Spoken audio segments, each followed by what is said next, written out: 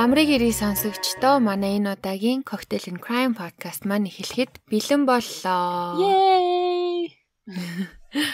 Манай энэ удаагийн дугаараар дулмаа маань гэмт хэргээ бэлдээд коктейл бас хийж бэлдсэн байна. Тэгээ дугаартаа орохоос өмнө бит хоёр анхааруулдаг зүйлсээ хэлье.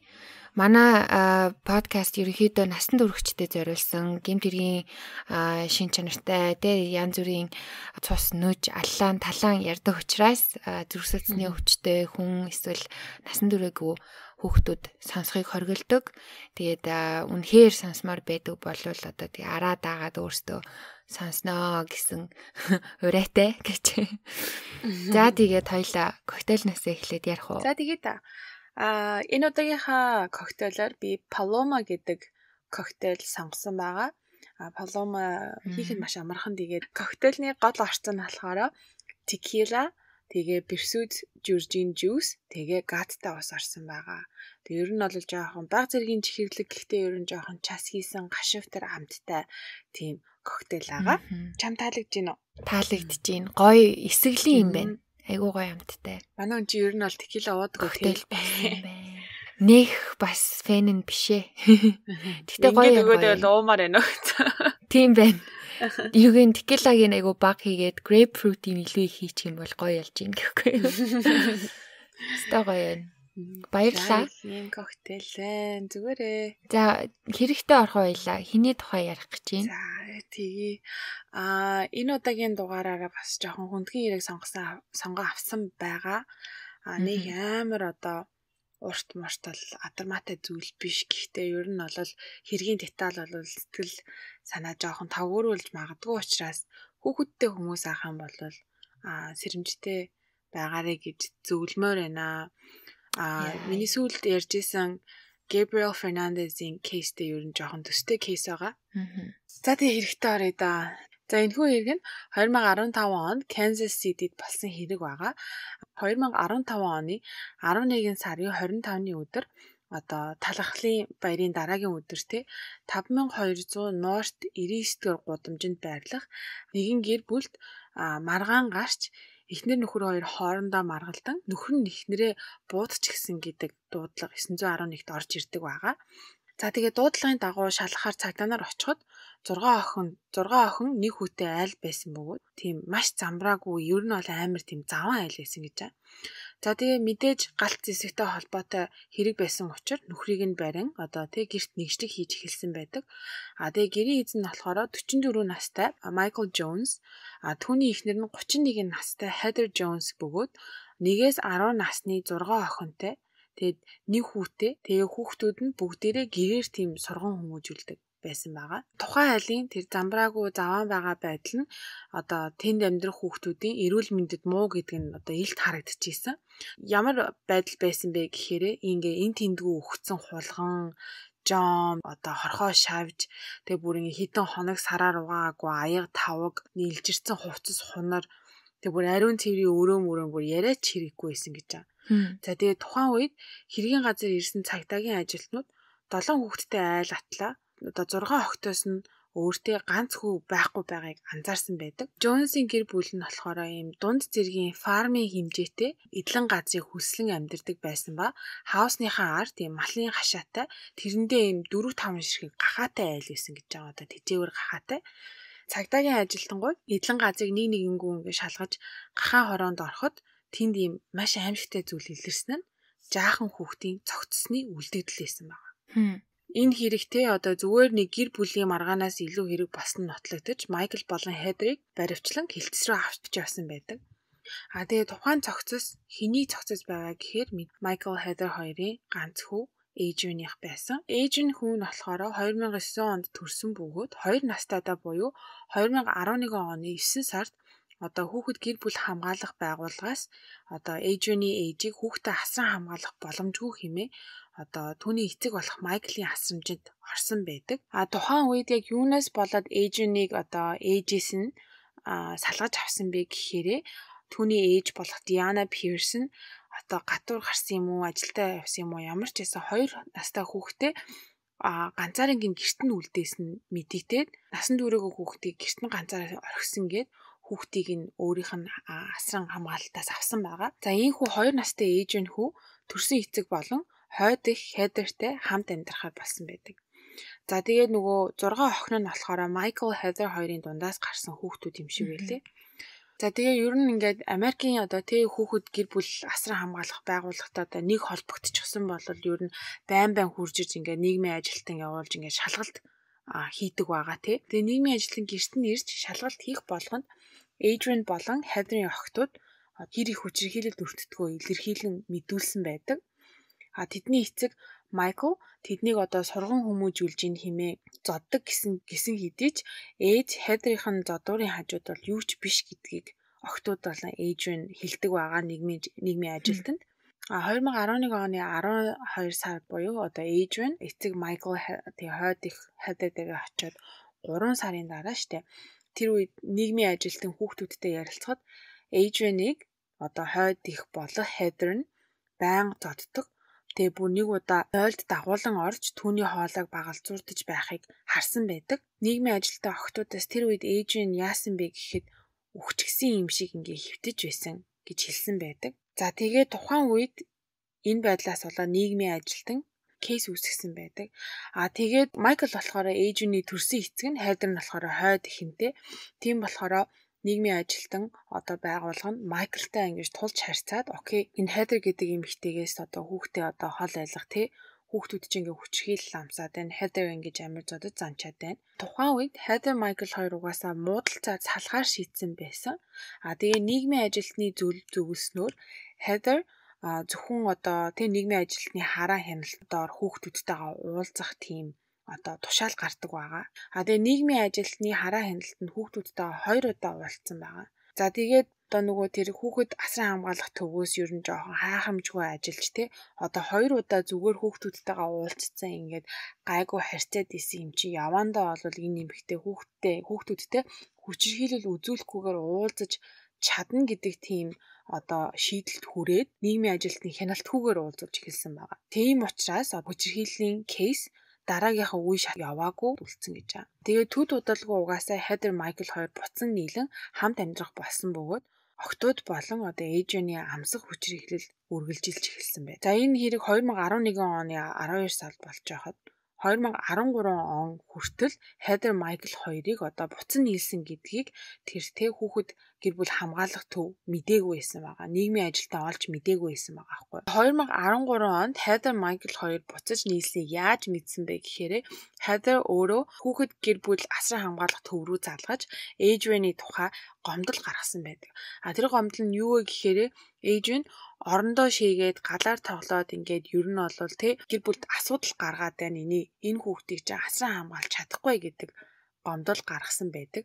Тухайн үед хүүхэд асран хамгаалах төв нь ирж хүүг аваад сэтгэл зүйчдээр очиж одоо сэтгэл санааны одоо судалгаанд оруулаад PTSD буюу одоо гэмтлийн дараах эмгэгтэй гэж онцлогдсон одоо эмнэлэгт хэвтэж одоо эмчилгээ авч эхэлсэн байдаг. Тэгээ 2014 онд оншин чирч одоо эмнэлэгт хэдэн сар эмчилүүлсэн байдаг. Тэгээ тухайн үед эцэг Michael болон Heather хоёртой гэрээ хийсэн байгаа. Гэрээ хүүг гаргасан. Тэр болохоор бас ингээм амар толгой иргмээр байгаа зүйтэй хүүхэд хүчрхийлээд тэр хүүхчийг хүчрхийлүүлсэн хүмүүсээсээ сэтгэл санааны эмгэг авчаад байх чинь тэр хүмүүс нь буцаагаад ингээд тавиад өгчихсөн улс. Яагаад гисэн бэ гэсэн чинь зөвхөн Michael өөрөө төрсөн эцэг нь болохоор л хүүхдээ асран хамгаалж чадна гэсэн тийм найдлага тавиад өгч гаргасан байгаа байхгүй. Тэгээ хүүг өгч гаргахдаа гэрээ хийсэн гэж байгаа. Тэр нь болохоор зүгээр ингээд ямар ч юм улсаас тийм төлөөлөгч байхгүй. Зүгээр юм эмнэлгийн ажилтнтай гэрээ хийгээд зүгээр course эмчилгээ маягаар одоо ирээдүйд хид удаа ирнэ гэсэн амлалтыг нь цаасан дээр бичүүлээд гар хөлийн үсгийг зуруулаад явуулсан байгаа. Тэгээд мэдээж тэр хоёр хүн чихэлэгч нь болохоор хүүд цохих эмнэлгийн тусламж үзүүлээгүй байдаг. Тухайн үед эмчилгээг нь цохих ёстой эмчилгээнд нь авчираагүйгээд нийгмийн ажилтан дахин гэрт нь очиж уулзсан байдаг. Тэр үедээ Adrian нийгмийн ажилтанд хэлэхдээ аав нь ингээд өөрийнх нь толгоор нь өшгөлсөн. Тэгээ өшгөлсөн газар нь ингээд жижигхэн яс гарч ирээ миний толгооноос ингээд цус гараад байсан гэж хэлсэн байгаа. Тэгээ мөн түүнийг өрөөнд нь ганцаарнгийн цоожлон хоол өгөхгүй байгаа хэлсэн байдаг. Манай аав ээж боломж авахгүй намайг хоололдгүй би их үлсдэг гэж нийгмийн ажилтнанд хэлсэн байдаг. За тэгээ цагтаа болон хүүхэд хамгаалах төвийн ажилтнуудаас тогтож байгаа юм шиг энэ Michael Heather хоёр байнга нүүдэг байсан гэж байгаа байхгүй. Ямар ч юм тогтсон хаяг байхгүй, тогтсон гэр байхгүй, өөртөө бас тогтсон ажил байхгүй. Ядаж хаад энэ Kansas муж тэгээд Missouri муж хоёрын яг нөгөө зааг дээр байдаг Kansas City гэдэг хотод байдаг болохоор хоёр муж руу ээлжлээд ингээд ийшээ тийшээ нүгэд байдаг. Тэгэнгүүт нөгөө хүүхдийн чинь одоо нийгмийн ажилтных нь кейс нь хоёр мужийн хооронд ингээд одоо ширээний теннис тоглож байгаа юм шиг ингээд яваад тэг ямар ч нөгөө хүүд цохих хэмжээний арга хэмжээг нь авч чадахгүй тийм асуудал болсон байгаа байхгүй. Michael Heather хоёр байнга одоо нүүдэг энэ асуудлаас болоод 2011 оноос 2015 он хүүгийн үхэл хүртэл Missouri болон Kansas хоёрын одоо хоёр мужийн нутаг дэвсгэрийн тэг хүүхэд гэр бүл хамгаалах төвүүдэд тийм маш олон удаа дараалан хүчирхийлээд байна гэсэн мэдээлэл ирсэн боловч тийм нийгмийн ажилтнууд болон удирдлагуудын хариуцлагаас болж ямар ч хэрэг үүсээгүй. За очиод уулзчихийгээд тэгэхээр тогтсон хаяг байхгүй болохоор амар бэрх байсан гэж байгаа. За тэгээд Adrian-ы амссан хүчирхийллийн хэмжээ хязгаар нь Heather Michael хоёрыг баривчлагсны дараа мэдэгдсэн байдаг. Яаж вэ гэхээр нөгөө Michael Heather хоёрын түрээслэн амьдардаг байсан тэр эдлэн газрынх нь эзэн болох Jen Hoovers гэх эмэгтэй яг Adrian юу тохиолдсныг илрүүлдэг байгаа.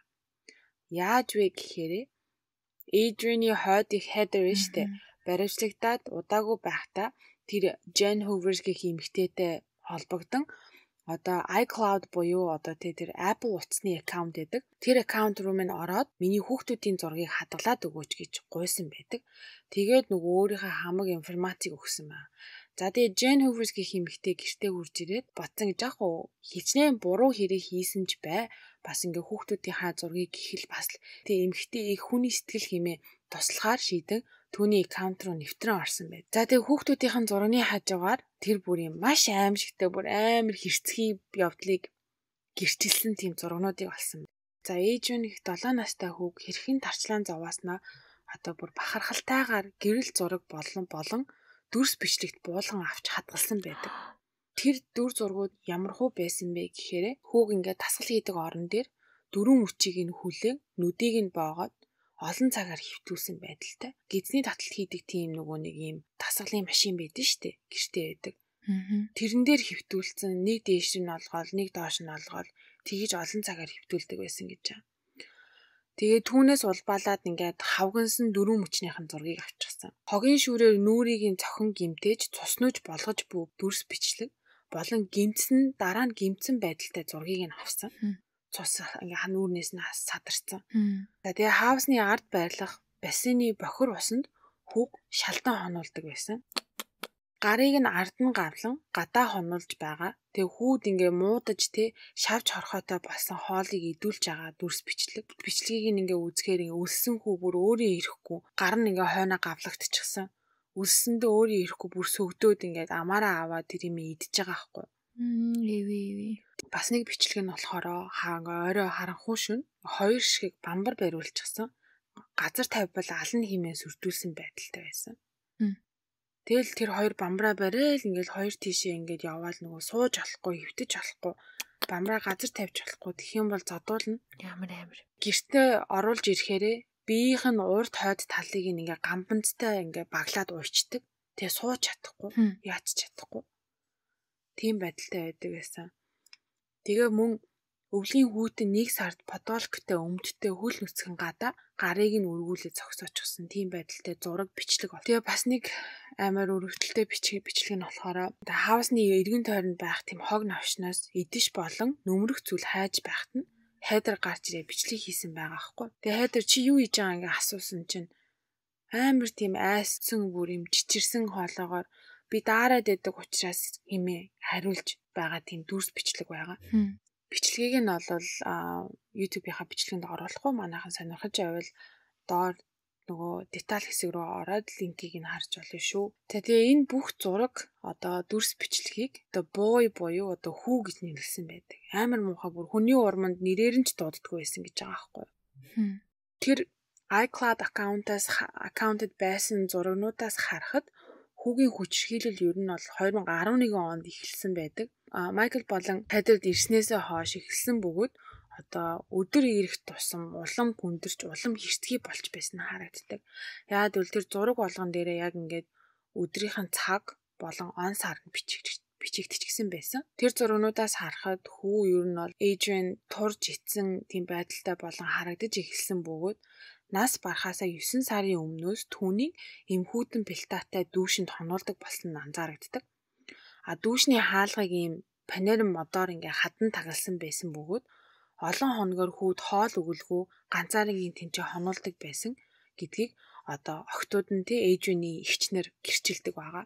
Хүүг дүүшинд хонуулахдаа заримдаа гавладаг байсан бөгөөд хүү өлсөн юм уу эсвэл хүүтэн дүүшнээс гарах гэж оролцсон юм уу гэмээр мэрж үтсэн байдаг. Тэр нь яаж мэдэгдсэн бэ гэхээр хуурай бохир мод мэрсний улмаас хүүгийн уруул ам нь гимцэн бөгөөд эмнэлгийн тусламж үзүүлээгүй ямар ч ийм тан хэрэглээгүй учраас ам нь ингээ идээ татаад хавтчихсан байдалтай тийм зураг нь байдаг. Мэргэжлүүдний таамагласнаар хүү 2015 оны 9 сард нас барсан бөгөөд 2-7 хоног гарам хугацаанд түүний цогцос тэр хүүтэн бэлтаатай байны өрөөнд хонсон байдаг.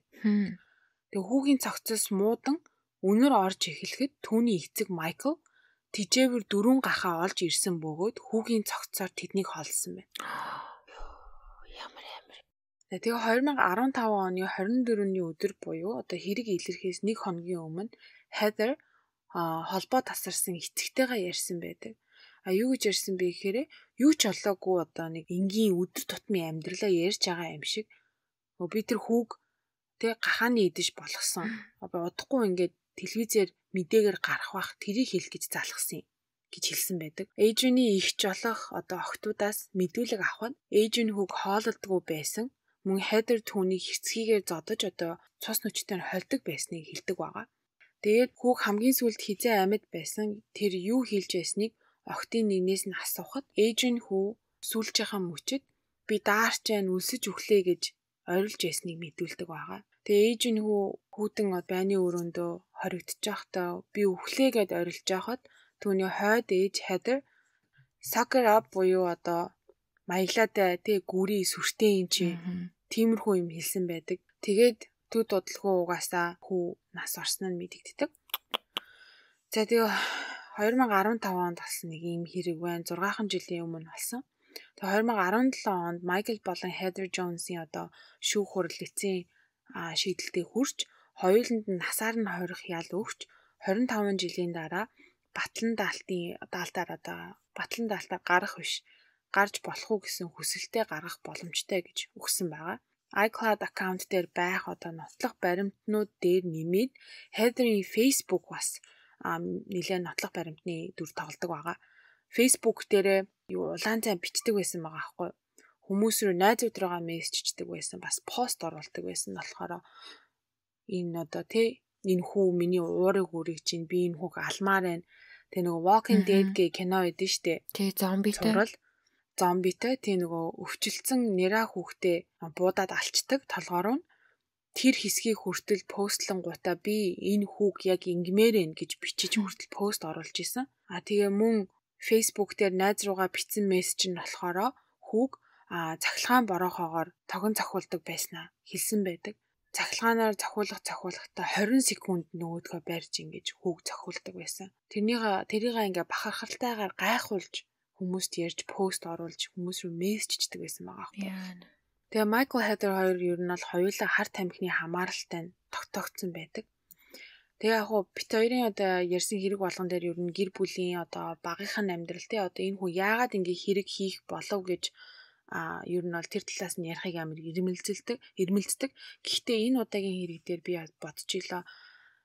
Энэ хоёр хүний бага насных нь мэдээлэл байхгүй ч гэсэндээ хар тамхины хамаарал гэдэг чинь маш том үүрэг рол шүү дээ. Тэгээ энэ бүх зүйл энэ бүх хэрцгий хүчирхийлэл болж байх хугацаанд түүний ээд Diana болон эмээ Judy Conway хоёр ингээ хүүг өөрийн асран хамгаалтанд авах гэж удаа дараа хэрэг үүсгэсэн боловч юунд хүрч чадаагүй байдаг. Тэгэд энэ болохоор 100% угаасаа Канзас болон Мизури мужийн хүүхэд асран хамгаалах тэр байгууллага төрийн буруу гэж үзэж байгаа. Тэгээ яг одоо болохоор хиний Adrian-ы эмээ болох Judy Conway хоёр нөгөө мужийн эсрэг хэрэг үүсгэчихсэн. Одоо хүртэл тэмцэж байгаа юм билэ. За тэгээ ер нь бол хоёр мууж тэгээд энэ Kansas City-гийн тэг хүүхэд гэр бүл асран хамгаалах төвийн одоо хүчин чадал болон төсөв хангамжгүй улмаас ийм хайхрамжгүй хариуцлагагүй аимшигтай хэрэг болсон байдаг 2015 онд. Тэгээд тэдний хувьд яг одоохондоо болохоор амар олон шинэ article гарсан байлээ. Энэ 2021 оны 2 сард яг энэ Adrian Jones-гийн хүүгийн тухай. Kansas мужийн хувьд болохоор тийм одоо хүүхдийг одоо хамгаалах төвүүдийг шинээр нээж байгаа маш олон одоо тий багш сэтгэл зүйч нарыг ингээд сургаад одоо ажилд авч байгаа. Бас дээрээс нь ингээд шинээр гаргаж байгаа нэг арга хэмжээ нь болохоор одоо дүүргийн одоо хүмүүсийг хамарсан тийм сургалт бэлдэж байгаа гэж мэдгдсэн байгаа. Тэгээ тэр нь ямар сургалт вэ гэхээр ер нь олон нийтээрээ хүчирхийлэл гэж юу бэ гэдгийг мэдэж авч тэг хүчирхийллийг яаж таних вэ гэх мэтээр хүмүүсийг ер нь сургаж эхэлж байгаа юм билэ. Тэр нь одоо бас амар сонирхолтой ч яг хэрэгтэй юм шиг санагдсан. Манай Монголын нийгэмд ч гэсэн ер нь тусгаж авч чадхаар боломжтой тийм арга хэмжээ. Бид нар чинь одоо ингээл айлд юу болж байгааг мэдэхгүй за одоо дундуур нь орох уу яах уу гэдгийг мэдэхгүй тийм улмаас ингээ маш олон хэрэг гарч хөөхий хүүхдүүд хохирдог гэр бүл хохирдог те. За нэг ийм хэрэг байна. Манайхан зургийг нь одоо харж байгаа бол бас сэтгэл эвгүй болж иж магадгүй. Би бас уншиж байхдаа зургийг нь харж байхдаа маш их өрөвдлөө энэ хүүг Gabriel Fernandez-ийн хэрэгтэй ер нь бол төстэй аимшигтай бүр амар тамлал үтсэн. Тэг яаж жагаад бичлэг зураг хөргөн баш өргөн цацагдсан байдаг юм байна. Өстэй зүрх шимширмээр юм аа бурхан минь амар агаад. Энэ гэр орон нь нохоо орон гэдсэн зурган дээр байна л да. Бүр арай дэндүү юм те. Тэгээ энэ тэндгүү өгцөн хулган байдаг байсан гэд тийм орчинд тэр хүүхдийг тэгээ хаяад явахдаа нөгөө нийгмийн ажилчид зүгээр хүн шиг нөгөө юу гаргаж сэтгэл гаргаж чадаагүй гэхэд бас л айгу дургуул хүрчлээ юм л да. Тэгээ амьдарч байгаа байдал юуг нь мэдсээр ээжиж хүүхэд улаан цан хүчрхийлт байгааг мэдсээр ээжиж манай тариалгүй гэд яваадсэн юм уу тий. Тэгээ нөгөө нэг ямар ч тогтсон хаяг байхгүй болохоро ийшээ яваад хамгийн сүүлд мэдгдсэн хаягн дээр нь очихоор эзэнээ нүгөө явчихсан. Тэгээ ерөөсөө нэг баригдахгүй тэрийг нь бас энэ үед мэддэг байсан ч болоод ашиглаад ийшээ яваад байдаг гэсэн юм уу. Тэгээ цагдаа магдагийнханд яагаад мэддэг юм бол гайхаад ах юм. Им болж байгааг мэдээ дараас нь явж исэн бол яагаад цагдаа нарт мэддэж болоог юм бол. Тэгээ эмээ өвөн ч гэсэн нэг амар сонио excuse хэлээ сууж авахгүй юм. Бид нар өөр дээр авах гэсэн боловч одоо хуулиар өгөөгүй гэж үгс үн тий.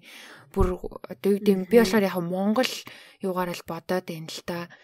Хэрвээ Монголын нийгэмд ийм юм болоод эмээ өвөө нь хүүхэд нь ингээд улаан цай бүр ингээд алуулчих гад ийм амар зовлон одоо тарчлааж байгааг мэдсэн бол өстой юу хууль те зүгээр очиод хүүхдээ аваад явна штт.